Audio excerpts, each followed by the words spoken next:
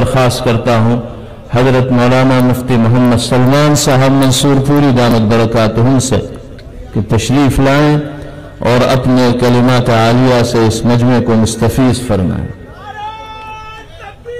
اللہ اکبر، زندہ باد۔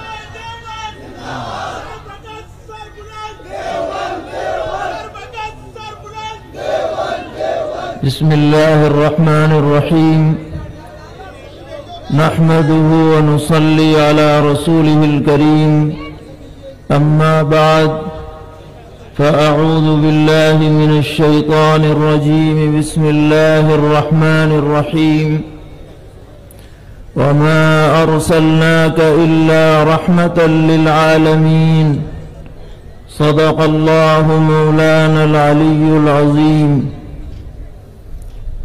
کچھ کفر نے فتنے پھیلائے، کچھ ظلم نے شعلے بھڑکائے، سینوں میں عداوت جاگ اٹھی، انسان سے انسان ٹکرائے، پامال کیا، برباد کیا کمزور کو طاقت والوں نے، جب ظلم و ستم حد سے گزرے تشریف محمد لے آئے، رحمت کی گھٹائیں لہرائیں، دنیا کی امیدیں بر آئیں، اکرام و عطا کی بارش کی، اخلاق کے موتی برسائے، تہذیب کی شمعیں روشن کی، اونٹوں کے چرانے والوں نے کانٹوں کو گلوں کی قیمت دی، ذروں کے مقدر چمکائے، اور مکے کی زمین اور عرش کہاں، پل بھر میں کہاں، دم بھر میں کہاں، پتھر کو عطا کی گویائی اور چاند کے ٹکڑے فرمائے، اور عورت کو حیا کی چادر دی،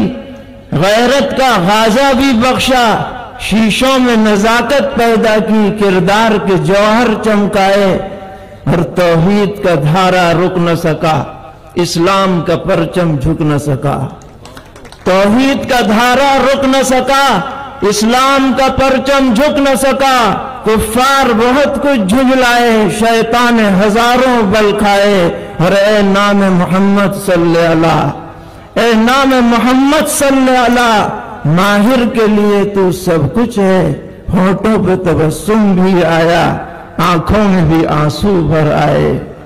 اللہم صلی وسلم وبارک علی سیدنا وحبیبنا وشفیعنا ومولانا محمد وعلى آلہ واصحابہ وذریاتہ اجمعین۔ معزز صدر اجلاس، حضرات علماء کرام، حاضرین گرامی قدر، وقت بہت مختصر ہے اور موضوع سے متعلق بہت ہی قیمتی باتیں آپ کے سامنے آ چکی ہیں، اور ابھی ہمارے محبوب قائدین کا خطاب ہمیں سننا ہے، اس لیے صرف سیرت کے حوالے سے دو باتیں آپ کی خدمت میں پیش کر رہی ہیں۔ جناب رسول اللہ صلی اللہ تعالی علیہ وسلم جب مکہ معظمہ میں تھے اور بعثت کے بعد مکے کے لوگ آپ کے اور آپ کے چاہنے والوں کے جانی دشمن بن گئے تھے،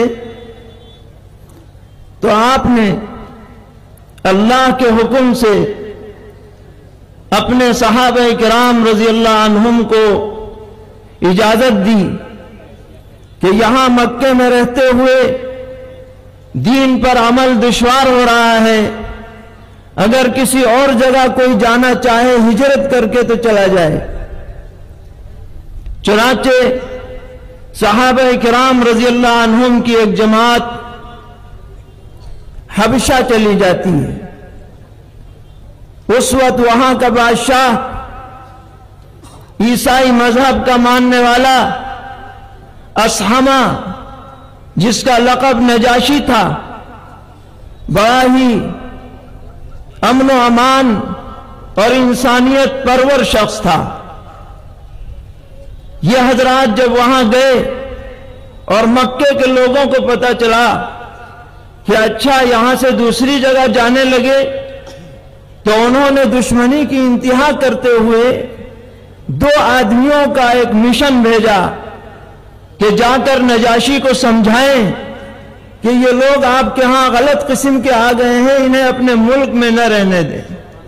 یہ دشمنی کی انتہا ہے کہ نہ مکے میں امن سے رہے، نہ دنیا میں کہیں اور بھی امن سے رہے۔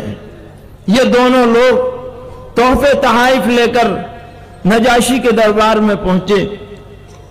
نجاشی انصاف پرور آدمی تھا، اس نے کہا تمہارے اکیلے کے کہنے کی وجہ سے میں اپنے ہاں آنے والوں کو نکال دوں، یہ نہیں ہو سکتا، پہلے ان سے تحقیق کی جائے گی کیا وجہ ہے، کیوں وہ لوگ آئے۔ چنانچہ انہوں نے مسلمانوں کے پاس پیغام بھیجا کہ آ کر گفتگو کریں۔ مسلمانوں میں سیدنا حضرت جعفر طیار رضی اللہ تعالی عنہ بھی تھے، سب نے ان کو اپنا نمائندہ بنایا کہ تم جا کر بادشاہ کے سامنے گفتگو کرو۔ چنانچہ وہ آئے، گفتگو شروع ہوئی۔ حضرت جعفر طیار رضی اللہ عنہ نے پہلی بات یہ کہی کہ آپ ان لوگوں سے 3 سوالات کیجئے۔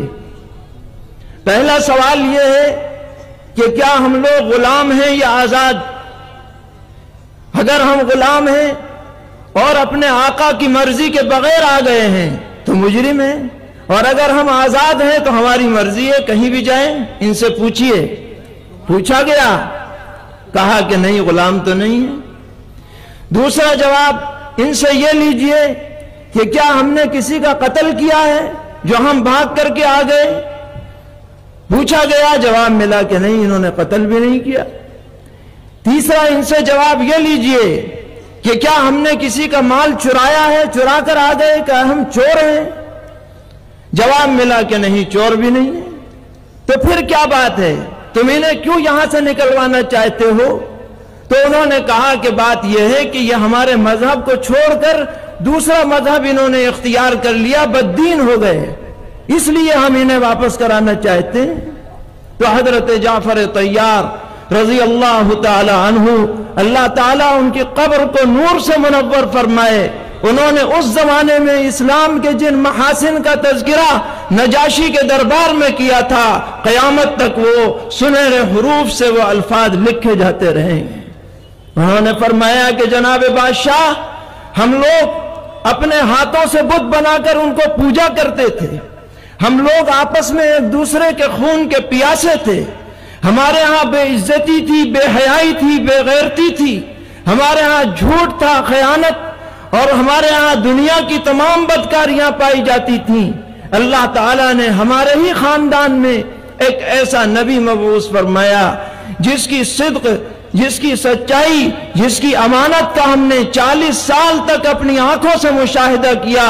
انہوں نے ہمیں توحید کی تعلیم دی، انہوں نے ہمیں امانت کی تعلیم دی، انہوں نے ہمیں سچائی کی تعلیم دی، انہوں نے ہمیں حیا اور پاک دامنی کی تعلیم دی، انہوں نے ہمیں خوریزی سے منع کیا، انہوں نے ہمیں کسی کے قتل ناحق سے منع کیا، انہوں نے ہمیں بے حیائی سے منع کیا۔